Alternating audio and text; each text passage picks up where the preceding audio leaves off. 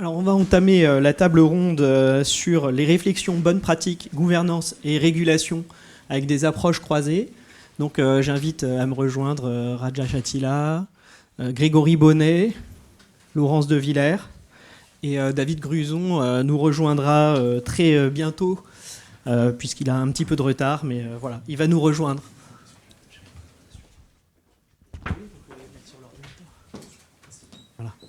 Alors il y a beaucoup de choses qui ont été dites ce matin sur l'éthique comme régulation, comme bonne pratique, comme pratique de gouvernance. Mais il reste encore beaucoup de choses voilà, sur cette technique qui est intrinsèquement porteuse de valeur. Moi, ce qui m'a beaucoup intéressé ce matin pour entamer cette table ronde, c'était la discussion sur la responsabilité, sur des valeurs comme ça. On pourrait parler aussi des valeurs de bienveillance, par exemple. Et ces discussions ont une portée philosophique, c'est-à-dire qu'il faut revenir à la racine de manière radicale. Qu'est-ce qu'on entend par la responsabilité, par exemple, ce que nous disait Alexei Greenbaum ce matin. Et on part du principe que finalement, pour être un bon ingénieur, pour être un bon développeur, un bon concepteur, il faudrait finalement aussi être un bon philosophe. C'est une question qui est ouverte et qu'on ouvre en tout cas en créant un diplôme universitaire à l'espace éthique qui va traiter des enjeux éthiques du numérique en santé, justement pour permettre ce croisement des regards entre les chercheurs en sciences humaines, les philosophes, les ingénieurs et les praticiens. Parce qu'il y a une dimension de l'éthique dont on n'a pas beaucoup parlé jusqu'à présent, mais qu'on pourra peut-être évoquer. En tout cas dans les questions, c'est l'éthique du soin, l'éthique de la pratique dans l'utilisation des algorithmes et dans l'utilisation du numérique en santé. Quelle utilisation on fait de ces outils qui sont mis à notre disposition? Alors, moi, quelques idées comme ça qui me viennent par rapport à ce qu'on s'est dit ce matin et pour lancer peut-être un peu le débat ici sur cette table ronde, c'est que on ne peut pas effectivement se servir de l'éthique comme un simple creuset préexistants pour traiter ces questions qui sont des questions nouvelles de l'intelligence artificielle, des algorithmes et du numérique. Mais ces questions transforment la pratique de l'éthique en profondeur. Déjà, en la pluralisant, cette pratique de l'éthique, on a vu ce matin qu'il y avait beaucoup de pratiques qu'on pouvait mettre sous ce chapeau de l'éthique. Et notamment, moi, je vois les différentes pratiques en fonction des phases de conception d'un outil. Donc la phase de conception, est-ce qu'on parle d'une éthique by design? Dans les phases de développement, dans les phases de test, est-ce qu'on peut, dans un déploiement, dans un milieu réel, qu'est-ce qu'il en est des tests et des échecs potentiels? Parce que quand on teste, on sait qu'on peut échouer, c'est même fait pour ça, un test finalement. Donc là, on peut s'inspirer peut-être des essais thérapeutiques tels qu'ils sont pratiqués en médecine. Qu'est-ce qu'il en est ensuite de l'utilisation du produit, notamment, par exemple, l'aide au diagnostic dans le milieu de l'hôpital ou dans le milieu du soin? Comment est-ce qu'on accompagne? Comment ça transforme le soin, le rapport que le médecin entretient à son savoir, le rapport du médecin avec son patient, et même la conception du patient lui-même, la conception de la maladie. Voilà, les modifications sont énormes de ce point de vue-là, et on peut concevoir l'éthique de bien des manières, comme un débat sur les grands principes, comme on l'a fait pour les états généraux de la bioéthique. Donc un débat visant à une révision d'une loi, par exemple. On peut concevoir l'éthique comme vraiment une éthique d'en bas, ce qu'Emmanuel appelle l'éthique d'en bas. L'éthique du soin, ce n'est pas les grandes questions d'éthique, mais c'est comment, à l'aide d'une intelligence artificielle, on peut avoir une aide au diagnostic et comment j'annonce ce diagnostic à un patient, par exemple. Qu'en est-il des objets qu'on va appeler, entre guillemets, éthiques? Qu'est-ce qu'un objet éthique? Est-ce qu'il y a des objets qui peuvent produire de l'éthique, produire des décisions éthiques? On en a parlé un petit peu ce matin. Et puis, en termes de transposition de cette pratique de l'éthique, qui existe beaucoup dans le médico-social ou beaucoup dans le secteur hospitalier, dans l'entreprise, qu'est-ce qu'on attend de l'éthique, socialement parlant? On en attend une plus-value au niveau de la concurrence. On en attend une responsabilité sociale et environnementale. Est-ce qu'on attend une pratique vertueuse du mode projet? Est-ce qu'on en attend une pratique démocratique de la discussion autour des projets en entreprise? Est-ce qu'on attend une meilleure prise en main des outils par les publics visés? Est-ce qu'on attend un design participatif et centré utilisateur, par exemple? Voilà, c'est des questions en tout cas qui sont ouvertes. Et je pense que le croisement des regards à travers le diplôme universitaire qu'on souhaite créer et puis ce qu'on fait aujourd'hui est très important dans cette démarche-là. Et on voulait commencer cette table ronde avec Grégory Bonnet qui va questionner cette notion d'éthique à travers la programmation des agents artificiels. Donc Grégory Bonnet, je vous laisse la parole. Merci. Je suis maître de conférence à l'université de Caen et en intelligence artificielle. Et un de mes thèmes de recherche, c'est la modélisation de l'éthique pour la prise de décision autonome. Donc dans ce que je vais appeler des agents artificiels. Donc agent artificiel, ça va être un terme générique qui va me permettre simplement de parler de systèmes qui vont utiliser des techniques d'IA, d'accord, que ce soit des techniques d'apprentissage, mais pas que, parce que l'intelligence artificielle ne se résume pas à l'apprentissage, loin de là. L'IA est une discipline scientifique un peu particulière. Voilà. Alors, je vais parler donc de programmer des agents éthiques, mais la première chose que je veux faire avant tout, c'est une prise de précaution. Il est bien évident que lorsque l'on va programmer un objet pour avoir un comportement éthique, l'objet n'est en aucune façon éthique. Ce n'est pas parce qu'une machine est capable de simuler des émotions qu'elle ressent des émotions.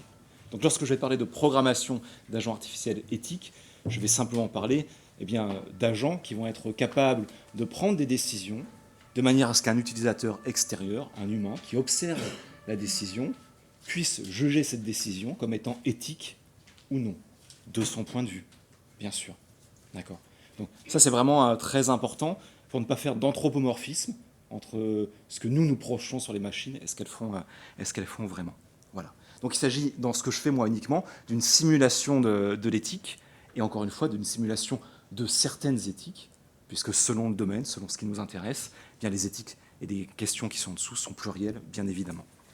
Alors, moi je m'intéresse à des agents qui vont être capables de représenter, de raisonner sur des concepts que l'on retrouve dans la philosophie morale et éthique, qui vont être capables de juger de leurs actions, de dire je prends cette décision parce qu'elle est éthique ou non selon certains critères, qui peuvent être des critères purement moraux ou plus généraux en termes d'éthique, et aussi de tenir compte d'une dimension plurielle. Mes agents n'interagissent jamais seuls dans le monde, ils sont face à d'autres agents qui peuvent avoir des critères différents, et donc ils doivent décider en fonction. Alors de quoi je veux vous parler en fait aujourd'hui? Je vais être assez bref bien évidemment, et je ne vais pas entrer trop dans la technique, ce n'est pas l'objectif, mais en fait quand on veut programmer l'éthique dans un agent, on a à mon sens 4 questions à se poser. Et chacune de ces questions porte en soi des choix qu'il nous faut assumer d'une manière ou d'une autre. Premièrement, c'est si je veux programmer de l'éthique, je dois me donner une définition en tant qu'informaticien de l'éthique. Sans définition, je ne peux rien programmer. Et donc le fait de donner une définition va faire des choix et des implicites dont il faut avoir conscience et porter en soi évidemment des limites. Ça a été souligné ce matin. Et évidemment, avant toute programmation, il y aura ces limites-là.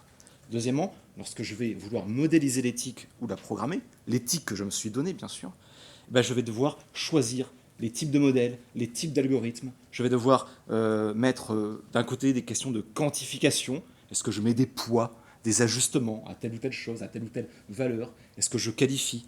Est-ce que je fais de l'apprentissage? Est-ce que je fais une spécification complète de mes problématiques? Voilà, ce sont des questions qui vont leur se poser et qui, elles aussi, incluent des choix. Enfin, il nous faut modéliser des concepts qui me semblent centraux dans le domaine de l'éthique, qui sont la question de la responsabilité. Comment une machine est capable de dire « je suis responsable de telle action dans le monde ». Des principes éthiques généraux, des valeurs morales, des systèmes de valeurs. Voilà, c'est ces questions-là que je me pose. Et enfin, la question a été abordée tout à l'heure, comment est-ce qu'on fait maintenant si jamais j'ai un agent programmé éthique pour l'évaluer? C'est-à-dire, comment est-ce que je fais pour dire que ce qu'il fait est bel et bien éthique, de mon point de vue? Sachant que, déjà, nous n'avons pas tous les mêmes exigences en matière d'éthique, et nous n'avons pas les mêmes exigences envers la machine qu'envers nous-mêmes. Et je vous montrerai quelques éléments qui montrent ça. Alors, je vais essayer de passer très vite les 4 points en revue, et puis après on pourra en discuter. Et puis n'hésitez pas à m'interrompre si jamais je déborde, bien sûr. Moi, par exemple, je vais vous donner ici un petit exemple des éléments que je trouve importants en éthique, parce qu'on a parlé d'éthique, on n'a pas vraiment défini. pour moi, l'éthique est composée de nombreux éléments. On va avoir d'un côté ce que j'appelais la morale, des valeurs abstraites qui vont qualifier des situations, des normes, des décisions. Ces valeurs interviennent dans des règles qui vont nous permettre de qualifier les mêmes choses en termes de bien ou de mal. Ces valeurs peuvent être hiérarchisées entre elles. Il y a nos émotions qui rentrent en ligne de compte aussi dans ces qualifications. Et puis, on va pouvoir évaluer ainsi des décisions en fonction de cette notion de morale, de bien ou de mal. Mais comme toute chose n'est pas toujours bien en soi ou mal en soi, il nous faut mettre tout ceci en juxtaposition et le faire travailler à travers des principes, ce qu'on appelle des principes éthiques, alors qui peuvent être travaillés et définis dans la littérature philosophique classique, mais qui font aussi intervenir des questions de nos propres désirs, de nos capacités. Voilà, si je ne sais pas nager, je n'ai pas de devoir éthique d'aller sauver quelqu'un qui est en train de se noyer. Je ne peux pas être blâmé pour ça, bien sûr. Voilà. Et donc, ce sont tous ces éléments-là qu'on va essayer de modéliser un par un. Bien sûr, c'est une simplification. Évidemment, elle porte en elle-même les germes de ses limites. Alors maintenant, qu'est-ce qu'on peut faire? Donc il y a des gens en fait qui sont intéressés à faire des architectures dans lesquelles on va faire travailler ensemble des gens du domaine et puis des informaticiens, puis on va faire une application spécifique qui va mettre en œuvre les principes éthiques du domaine. Alors là, par exemple, c'est des travaux qui ont été faits par monsieur Harkin, Ronald Harkin, pour faire des machines qui suivraient les lois de la guerre. On peut se poser les questions sur l'entreprise elle-même, mais finalement, vous avez un système dans lequel on va décrire explicitement si dans telle situation il se passe ça, alors il faut faire ça, il faut faire ça, il faut faire ça. Et vous avez une notion d'éthique qui est intrinsèquement liée au programme que vous développez et que vous ne pouvez pas réutiliser. Et ça, en tant qu'informaticien, ça ne m'intéresse pas beaucoup. D'un autre côté, on a des gens qui vont essayer de faire de l'apprentissage aujourd'hui. On va dire, voilà, j'ai une machine, elle doit prendre des décisions et des contraintes éthiques, et puis j'ai des éthiciens qui vont dire si oui ou non telle situation est éthique, et on va utiliser un algo d'apprentissage, que ce soit des arbres, que ce soit des réseaux de neurones artificiels, ce genre de choses, pour contraindre la machine. Problème, ce sont les problèmes classiques que l'on a dans ces algorithmes, c'est qu'on ne va pas avoir de représentation explicite des principes mis en œuvre et des valeurs mises en œuvre, et on va avoir des problèmes de sur- et de sous-apprentissage. On peut mal apprendre, et on sait très bien que l'éthique se marie mal avec les généralisations, bien sûr, puisqu'on va parler plutôt de cas particuliers. Et moi, je m'inscris dans une logique qui est plutôt une logique logicienne. Je suis logicien, je fais des formalismes logiques, j'utilise ce genre de choses. Et à mon sens, ne regardez peut-être pas trop les dessins, ce n'est pas très important. Ce qui compte, c'est de se dire que ma position, c'est plutôt d'essayer de faire des systèmes dans lesquels on va modéliser explicitement et logiquement tous ces concepts-là. D'accord ? L'apprentissage porte en lui les germes d'un certain nombre de problèmes. Et peut-être que ce sont d'autres modèles qu'il faut utiliser et sur lesquels il faut travailler. Évidemment, ces modèles, ils ont aussi des problèmes qui sont qu'ils sont difficiles à spécifier et ensuite ils sont difficiles à calculer. Et il n'existe pas aujourd'hui de voitures autonomes capables de prendre des décisions sur des systèmes logiques. C'est un peu trop complexe pour les temps de réaction que l'on demande. Alors, quelques exemples de choses que l'on veut modéliser. Par exemple, on parlait de caractériser et de modéliser la responsabilité. C'est des choses qu'on sait plus ou moins faire correctement, à condition de se donner un certain nombre de définitions. Par exemple, ici, lorsqu'on veut parler de responsabilité, on peut s'intéresser à différents concepts de responsabilité causale qui vont nous servir à définir la responsabilité morale. On a parlé ce matin de notion de contrefactualité, de validité contrefactuelle. C'est-à-dire, si je fais quelque chose, d'accord, je peux me poser la question, si je n'avais pas agi ainsi, est-ce que le résultat aurait été le même? D'accord? Oui, je suis pas très responsable causalement de ce qui s'est produit. On a d'autres notions comme la crucialité, la nécessité intrinsèque, Bon, voilà. Je ne vais pas entrer dans les détails, c'est pas très important. Ce qu'il faut voir, c'est qu'à partir de ces notions-là, on peut essayer de les combiner pour définir des notions de responsabilité. Par exemple, je suis responsable moralement, activement, d'une certaine chose qui se passe dans le monde qu'on va appeler phi. Si cette chose a une nécessité intrinsèque, c'est-à-dire que j'ai rendu ce résultat inévitable, et que, si je ne l'avais pas produit moi-même, le résultat n'était pas évitable. Et pareil, on peut dire que je suis responsable passivement d'un objet, d'accord, s'il n'y a pas de validité contrefactuelle de cet objet-là, c'est-à-dire que s'il n'était pas le cas que je n'avais pas agi ainsi, le résultat serait le même, et que j'aurais pu avoir une responsabilité active que cette chose n'arrive pas. Et avec ça, vous pouvez caractériser ce que va faire un système, si on raisonne un peu, en termes de responsabilité morale. Autre exemple de choses que l'on peut essayer de faire, c'est de caractériser et modéliser des principes éthiques. Alors modéliser les valeurs, le bien, le mal, on en a parlé déjà un peu ce matin, c'est très complexe. Et en fait, ce sont des choses qui sont axiomatiques. C'est-à-dire que je ne peux pas vraiment déduire si une chose est bonne ou mauvaise. Il faut que je demande à un humain qui a réfléchi à la question et que je l'inscrive dans le marbre de ma machine. Et en revanche, on peut essayer de représenter des principes plus complexes. Alors, les philosophes parmi nous ont sans doute, connaissent la doctrine du double effet de Thomas d'Aquin, qui a plein de limites en elle-même, évidemment, mais on peut s'intéresser à essayer de la modéliser. Alors là, je décris ici un programme logique qui représente la prise de décision sous cette doctrine philosophique. En fait, ce qui est important de voir ici, c'est que le modèle que je décris est un modèle qu'on pourrait presque traduire en français. Si je vais vous donner le sens, en fait, de chacun des petits mots. Et ce qui m'intéresse ici, c'est que le modèle est aussi lisible. Voilà. Et ça, c'est quelque chose qui peut être intéressant. Et on peut essayer ensuite de construire des modèles beaucoup plus complexes, par exemple, ce qu'on appelle une éthique de la confiance. On parlait de confiance tout à l'heure, on peut avoir un agent, une machine, qui est capable de raisonner sur le fait de se dire, en fait, moi, je définis comme étant indulgent le fait de ne pas fonder ma confiance, donc de ne pas interagir avec une autre machine, en me fondant uniquement sur mes jugements, ce que j'ai observé d'elle dans le temps le plus récent. Et ainsi de suite. On peut construire des choses de ce type-là. Bien évidemment, ce qui est important de voir ici, c'est que ce sont des définitions que l'on se donne et que l'on ensuite on implémente et qu'on réifie. Mais on a toujours besoin de se les donner, elles ont toujours une limite. Alors pour conclure, je voulais vous parler du quatrième problème, le problème de l'évaluation, et je voulais juste vous donner une petite expérience qu'un collègue a réalisée il y a quelques années de cela, en 2016. Bertrand Maleux de la Brown University, qui est professeur de psychologie, qui travaille avec des informaticiens, et il a mis en face, il a demandé à des participants de donner leur avis sur le dilemme du trolley, du tramway. Je pense qu'on en avait touché un mot aussi ce matin. Et les participants, ils avaient plusieurs acteurs qui étaient mis en jeu face à eux. Un ordinateur dans lequel on disait qu'il y avait une intelligence artificielle, sans définir ce que c'était, un robot très robot, un robot un peu humanoïde, et puis un humain. Et puis, on proposait une résolution de ce dilemme tirée au hasard, avec une justification tirée au hasard. D'accord ? Et on demandait à l'humain, aux participants, à votre avis, la décision était-elle juste ou non ? Qu'est-ce qu'il en ressort ? Alors là, vous trouverez en fait deux expérimentations, mais qui donnent à peu près le même résultat. Donc c'est le pourcentage de blâme, c'est-à-dire le nombre de fois où le participant a dit « Non, je pense que l'humain, la machine ou l'IA a pris une mauvaise décision ».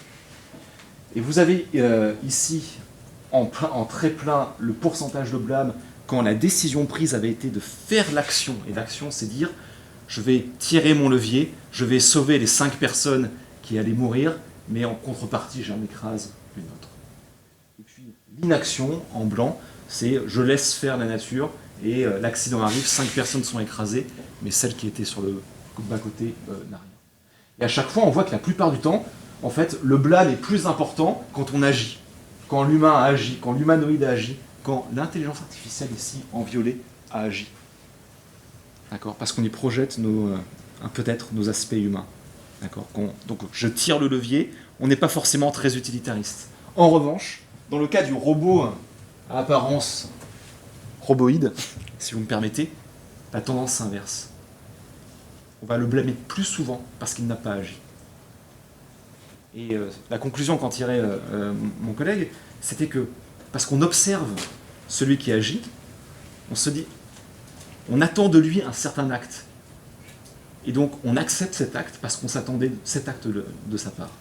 Et ça rejoint un peu la question qu'on se posait, c'est-à-dire qui est que le fait d'être en face de machines qui prennent des décisions de machines nous incite à dire que prendre des décisions telles qu'on imagine que les machines devraient les prendre est acceptable, quelle que soit la décision, bien sûr. Voilà ce que je voulais vous dire. Donc conclusion, rapidement, on peut programmer de l'éthique dans des machines, mais sous de nombreuses conditions, des limites qu'on s'impose. Mais moi, ce qui me semble important dans ce type de programmation, c'est de chercher à être intelligible et lisible, avec plutôt de la logique plutôt que de l'apprentissage. Chercher à être modulaire, représenter les choses indépendamment pour qu'on puisse les réutiliser et les tester. Préférer le qualitatif au quantitatif et tenir compte aussi des subjectivités de chacun et donc de permettre d'avoir des utilisateurs qui nous donnent qu'est-ce que l'on doit modéliser à l'intérieur. Voilà. Bien sûr, aujourd'hui, en dernière instance, quand on observe ce type de modèle, c'est nous, en tant qu'humains, qui disons si c'est juste ou pas. Attention, restons quand même vigilants sur notre propre subjectivité, parce que même si l'éthique reste l'apanage des humains, nous restons faillibles dans tous les cas. Merci.